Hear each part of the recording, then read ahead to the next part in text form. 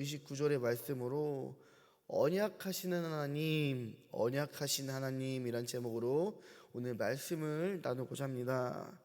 인류의 타락으로 인해 하나님께서는 홍수를 통해서 세상을 심판하셨습니다. 모든 것들이 무너지고 또 완전히 끝난 것 같은 그런 상황입니다. 하나님의 방주에 들어가 구원함을 얻은 노아의 가족들이었지만 앞으로 살아갈 이 일을 생각하니 막막했을 것입니다. 사람도 자기들 뿐이고 또 삶의 터전도 다 사라졌기 때문입니다. 이러한 노아를 향해 하나님께서는 축복을 하십니다. 다시 언약을 세우시고 다시 시작할 수 있는 은혜를 허락하여 주십니다. 우리들의 인생 가운데서도 이런 순간들이 있습니다. 모든 것들이 다 끝나는 것 같고 다시 회복할 수 없을 것 같은 그러한 상황들. 그러나 우리는 그럴 때일수록 하나님을 바라보기를 간절히 소망합니다. 왜냐? 하나님은 우리들에게 다가와 언약을 세우시며 그것을 이루어 성취하시는 약속의 하나님이시기 때문입니다. 사랑의 하나님, 소망의 하나님이시며 우리들에게 은혜와 복을 더하시는 하나님이신 줄을 우리가 믿으시기를 바랍니다. 그러므로 우리는 우리와 언약하시려는, 우리와 언약하는 그 하나님을 통해서 하나님의 이 사랑의 마음을 더욱 깊이 깨달을 수 있어야 돼요. 그리고 하나님께로 더 나아가기를 간절히 소망합니다. 그래서 오늘 말씀을 통해 우리가 먼저 기억해야 될 것이 있습니다. 바로 하나님은 언약의 하나님이며 변함없이 약속을 지키시는 분이라는 것입니다. 우리 오늘 말씀 9절부터 13절의 말씀 합독하겠습니다. 내가 내 언약을 너희와 너희 후손과 너희와 함께한 모든 생물 곧 너희와 함께한 새와 가축과 땅의 모든 생물에게 세우리니 방주에서 나온 모든 것 곧 땅의 모든 짐승에게니라. 내가 너희와 언약을 세우리니 다시는 모든 생물을 홍수로 멸하지 아니할 것이라. 땅을 멸할 홍수가 다시 있지 아니하리라. 하나님이 이르시되 내가 나와 너희와 및 너희와 함께하는 모든 생물 사이에 대대로 영원히 세우는 언약의 증거는 이것이라. 내가 내 무지개를 구름 속에 두었나니 이것이 나와 세상 사이의 언약의 증거니라. 아멘. 하나님께서는 노아와 그 가정 그리고 모든 만물들에게 다시는 내가 물로는 세상을 심판하시지 않겠다라는 언약을 세웁니다. 이것은 인간이 요청해서가 아닙니다. 인간이 잘해서가 아니라 하나님의 전적이고 일방적인 은혜였습니다. 하나님의 약속은 그렇기 때문에 우리의 어떠한 상황이나 상태에 따라 그때그때 달라지는 것이 아닙니다.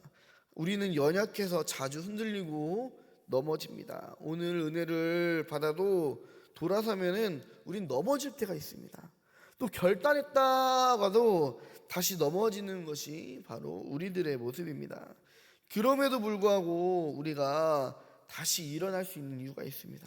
바로 하나님의 약속이 여전히 유효하기 때문입니다. 그러므로 우리는 낙심하지 말고 우리와 언약하여 주시는 이 참소망이신 하나님을 바라보며 살아가기를 간절히 축복합니다. 그런데 여기서 우리들이 한 가지 질문할 것이 있습니다. 과연 이렇게 은혜의 언약을 받은 인간들은 완전해졌을까? 우리는 완전해질 수 있을까요? 두 번째로 우리가 기억해야 될 것은 우리는 여전히 연약한 존재라는 사실입니다. 그래서 이어지는 말씀을 보면요, 하나님께서 그토록 의롭다라고 말씀하시고 또 완전하다라고 말씀하시고 또 이제 하나님께서 보시기에 정말 좋았던 이 노아의 실수가 등장합니다. 노아가 어느 날 포도주를 마시고 취하게 되는데 그냥 곱게 취한 것이 아니라 장막 안에서 다 붓고 이렇게 자고 있어요. 노아는 죄악이 가득한 시대에서도 하나님의 은혜를 기억하고 하나님을 믿고 하나님과 동행했던 사람이었습니다. 그래서 하나님께서도 보시기에 정말 의롭고 당대의 완전한 자라고 이렇게 인정하셨던 사람이 이 노아였습니다.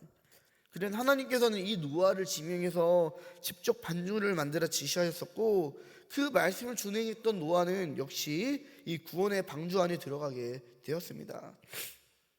노아는요, 홍수를 통과한 사람이에요.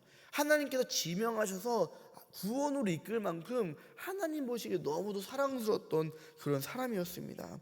하나님의 은혜를 깊이 경험했던 사람이에요. 그러나 그럼에도 여전히 연약했던 모습을 보였다라는 것입니다. 우리도 마찬가지. 우리가 하나님의 은혜를 경험했다라고 해서 완전해지는 것은 아니에요. 우리 역시 여전히 실수할 수 있고 넘어질 수 있고 부끄러움을 당할 수 있는 그런 연약한 존재입니다. 그러나 중요한 것은 그 다음에 나오는 장면입니다. 함은 노아의 이러한 수치를 보고 밖에 나가서 이것을 이제 드러냅니다. 야, 우리 아빠 봐봐, 우리 아빠 다 벌거벗어. 야, 우리 아빠 이렇게 뭐 겉으로는 되게 정결한 척하더니 저거 봐, 부끄럽게 다 먹고 그냥 취해 있네 하면서 막 형제들한테 막 자랑하듯이 이렇게 드러냈습니다. 그러나 셈과 야벳은요, 아버지의 이런 치부를 보지 않게 뒷걸음쳐서 아버지의 수치를 덮어줍니다. 사랑하는 우리 성도님들, 우리는 다른 사람들의 연약함을 대해서 어떤 모습으로 어떤 마음으로 대하고 있을까요?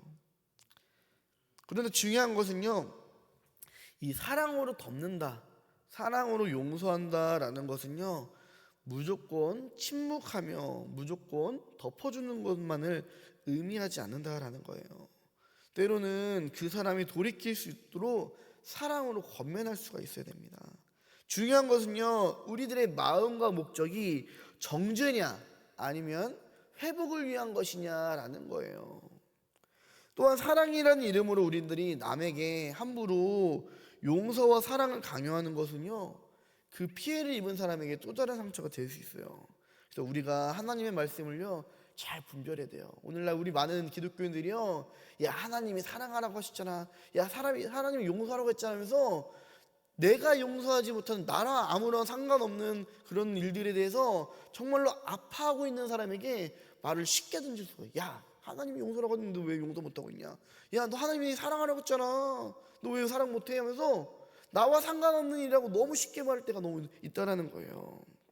이러한 이차적인 가해가 사회뿐만 아니라 우리 교회에서 특별히 많이 나타나고 있습니다. 내가 조금 깨어있는 척, 내가 조금 더 믿음 있는 척 하면서 다른 사람들에게 어떠한 사랑과 용서를 강요할 때가 많아요. 아직 이 사람은 준비되지 않았는데 아직 이 사람의 마음 가운데 하나님과의 충분한 교제가 이루어지지 않아 나는 너무도 속상한데 우리 교회 안에서요, 너무 쉽게 사랑과 용서를 강요할 때가 있다는 거예요. 그러나 그러서는 안 됩니다. 그러므로 우리들은요, 정말 이 하나님께서 허물을 덮어주고 용서한다라는 것에서는요, 우리 조금 더 진지하게, 조금 더 깊게 들어가야 돼요.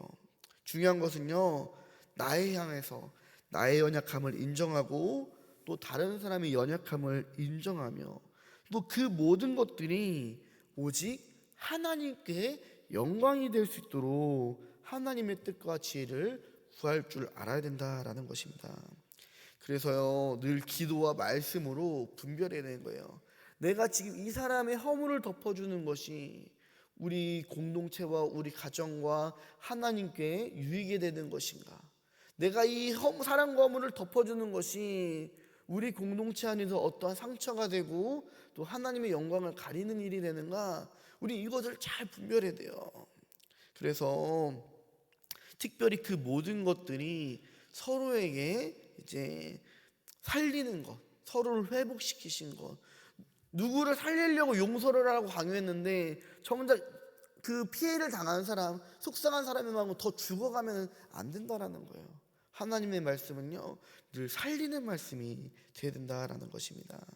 그래서 우리들은요, 우리들의 어떠한 말과 행동이 그 사람을 살리는 것인지 아니면 상처를 더하는 것인지 아니면은 정말로 모든 것 가운데서 회복시키시고 정말 하나님께 영광이 되는지를 늘 하나님 앞에서 점검해야 된다는 거예요.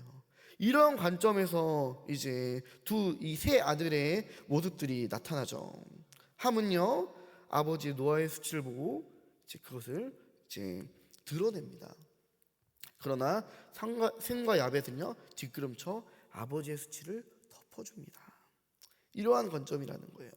그래서 우리들은요, 이제 그 모든 것들 가운데 늘 하나님의 말씀이 어떠한 말씀인지, 우리들이 어떻게 다가오는지를 늘 깨닫고 그 말씀을 잘 우리의 삶 가운데서 적용할 필요가 있습니다.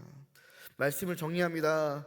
우리에게 먼저 언약하여 주신 하나님은 변함없이 약속을 지키시는 분입니다. 그러나 놀랍게도 그 약속을 내가 먼저 요청하는 것이 아니라 하나님께서 친히 찾아와 먼저 약속해 주신다는 거예요.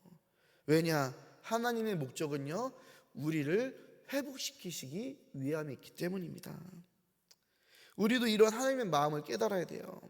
그러나 우리는 여전히 연약한 존재입니다.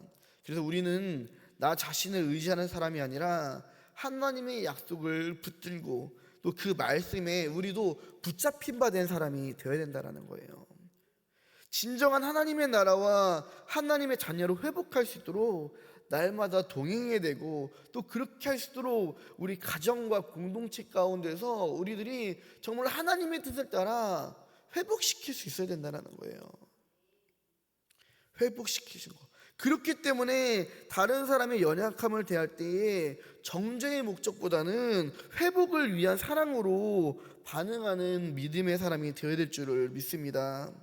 그래서 이것이 이제 회복을 위한 일이라면요, 때로는 책망할 필요도 있다라는 거예요. 바울 사도가 이렇게 비판하지 말라라고 그가 얘기했는데 그도 베드로를 책망했잖아요. 왜냐? 이것은 베드로를 책망해야 그가 회복할 수 있는 길이었기 때문인 거예요. 그래서 우리는 하나님의 말씀이 오늘날 우리들의 삶과 상황이 어떻게 다가온지를 깨달아야 됩니다. 왜냐? 우리는 결코 완전하지 못하기 때문입니다. 그리고 우리는 완전해서가 아니라 하나님의 약속 안에 있기 때문입니다. 그렇기 때문에 우리는 오늘도 살아갈 수가 있는 것이에요. 오늘도 우리가 하나님의 이 신실하심을 의지하며 살아가게 하시고, 또 서로의 연약함을 사랑으로 품어 하나님의 이 회복하게 하심과 또 영광을 드러내는 삶이 되는 저와 우리 성도님들 되시기를 간절히 소망합니다. 우리 삶 가운데서 회복해야 돼요. 내가 상처 준 사람에게 회복시킬 수 되고, 내가 상처받은 것에 먼저 나도 회복해야 되고, 언제까지 상대방 때문에 나의 마음이 곪고 죽고 하는 것이 아니라 그것을 하나님의 은혜로 회복시킬 수가 있어야 되고, 또 마찬가지 상처 준 사람도 그냥 뭐 하나님께서 용서라고 했으니까 난 용서받았지가 아니라 정말로 내가 그 사람에게 진정으로 용서할 수 있도록, 용서받을 수 있도록 정말 나의 어떠한 진정한 회개로 인해서 그 사람의 그 아팠던 상처들이 회복할 수 있도록 이렇게 노력한다는 거예요. 그것이 바로 하나님의 사랑이라는 거예요. 우리들이 이렇게 되기를 간절히 소망합니다. 날마다 하나님의 말씀 안에서, 하나님의 그 회복하시고자 하는 이 언약의 말씀 안에서 나도 회복하고 다른 사람들로 회복시키시며, 그래서 그 모든 것들 가운데에 하나님의 영광과 기쁨이 되는 삶이 되는 우리 성도님들 되시기를 간절히 소망합니다. 우리 가슴에 손을 얹고 기도하겠습니다. 하나님 아버지, 오늘 말씀을 통해 우리와 언약하여 주시는 하나님의 은혜를 깨닫게 해주심에 감사합니다. 주님, 하나님의 언약은 우리를 회복시키시며 살리시는 생명의 언약임을 기억하게 하여 주옵소서. 내가 잘해서가 아니라 하나님께서 주시는 전적이고 일방적인 은혜임을 기억하면서 날마다 하나님의 기쁨이 되는 삶을 살게 하여 주시옵소서. 하나님, 우리도 노아처럼 때로는 실수하고 넘어질 수 있는 연약한 존재임을 기억하면서 우리가 기도와 말씀 안에서 모든 것이 사람에게는 기쁨과 평강이요 하나님께는 영광이 될 수 있도록 날마다 사랑으로 회복시키시고 덮을 수 있는 은혜가 우리 가운데 있게 하여 주시옵소서. 예수님의 이름으로 기도합니다. 아멘.